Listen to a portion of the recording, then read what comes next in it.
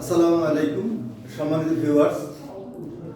অবসরপ্রাপ্ত সশস্ত্র বাহিনীর সদস্যদের মেডিকেল ডিসপেন্সারি বাগেরহাটের শুভ উদ্বোধন উপলক্ষে আজকের আয়োজিত অনুষ্ঠানে আমরা এখন কথা বলবো সশস্ত্র বাহিনী জেলা বাগেরহাটের সচিব জনাব মেজর আনিস স্যারের সাথে।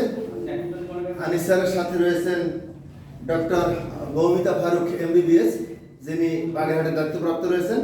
তার সাথে রয়েছেন তার স্টাফবৃন্দ। আমরা বাগেরহাটের retired arm forces of Bagerhat এবং বাগেরহাটের সকল সশস্ত্র বাহিনীর পক্ষ থেকে স্যার আপনাকে আন্তরিক অভিনন্দন এবং শুভেচ্ছা জানাচ্ছি। ধন্যবাদ। আমি আপনাকে এবং আপনার মাধ্যমে বাগেরহাট জেলার সশস্ত্র বাহিনী যত অবসরপ্রাপ্ত সদস্য এবং তদীয় পরিবারবর্গ সবাইকে শুভেচ্ছা জানাচ্ছি। ধন্যবাদ। স্যার, আপনি জানেন আজকে সারা দেশে 130টি জেলায় এই ডিসপেন্সারি উদ্বোধন করা হয়েছে। তো বাগেরহাটে আপনাদের সার্বিক অবস্থা দেখলেন বা আমাদের উপস্থিত দেখলেন, তাতে আপনার কি মনে হয়েছে স্যার? আমি অত্যন্ত আশাবাদী এবং খুবই অনুপ্রাণিত।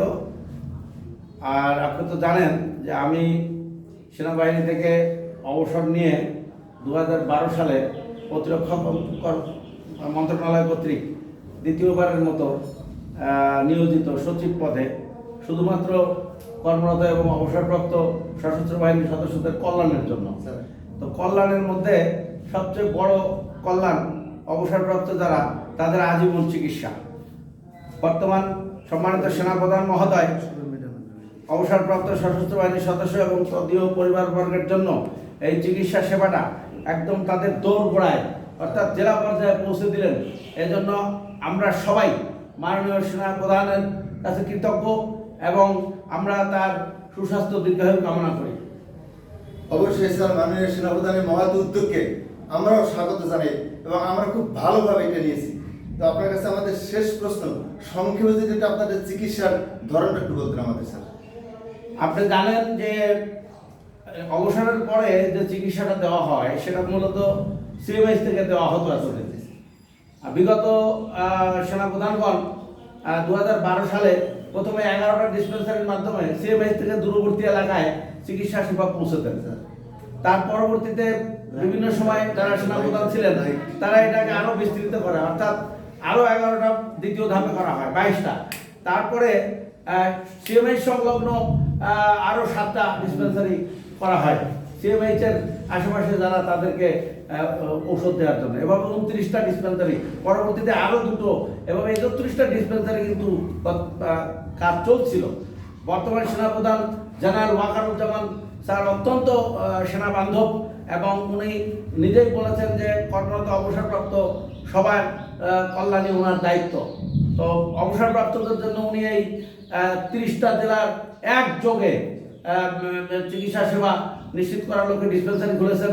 এখানে অবসরপ্রাপ্ত সশস্ত্র বাহিনীর সদস্যরা এবং তদীয় পরিবারবর্গ অর্থাৎ তার যে স্ত্রী এবং সন্তানগণ চিকিৎসা পাবে।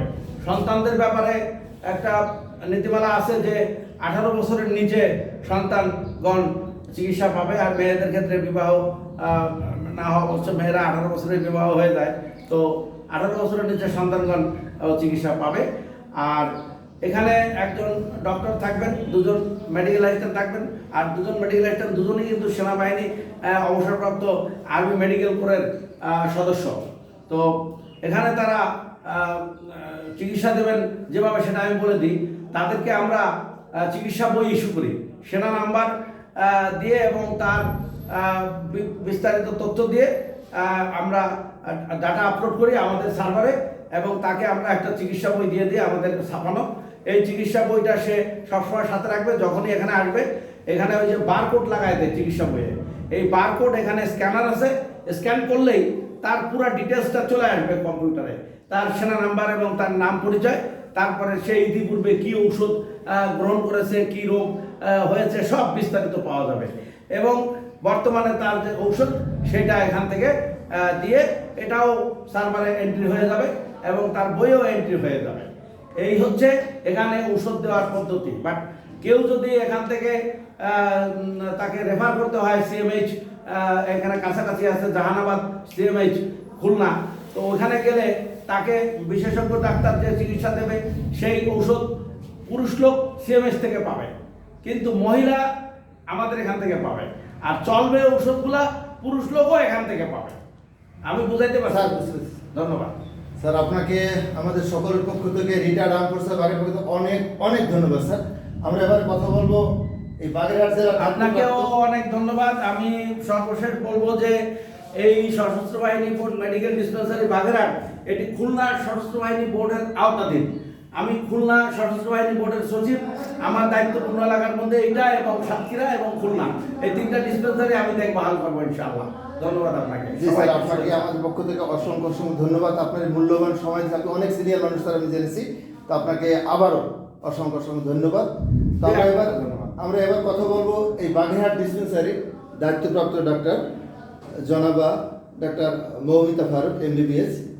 তো ম্যাডাম, সশস্ত্র বাহিনীর সদস্যদের সকল সদস্যের পক্ষ থেকে আপনাকে আন্তরিক অভিনন্দন এবং শুভেচ্ছা। আপনাদের অভিনন্দন। তো আপনার নতুন অভিজ্ঞতা, আজকে আমাদের সাথে আপনি জয়েন করলেন, দেখলেন শুরু থেকে এখন পর্যন্ত অনেক উচ্চপদস্থ কর্মকর্তা ছিলেন, তো আপনার অভিজ্ঞতাটা যদি একটু শেয়ার করেন। সবার প্রথমে আমি খুবই আনন্দিত এরকম একটা প্রতিষ্ঠানের সাথে নিজেকে যুক্ত করতে পেরে। চিকিৎসা পেশাটাই হলো চ্যালেঞ্জিং। আমার কাছে মনে হয় যে এটা আমার আরও নতুন অভিজ্ঞতার সঞ্চার করবে। আজকের প্রোগ্রামও খুব প্রাণোজ্জ্বল ছিল। অনেক উচ্চপদস্থ কর্মকর্তারা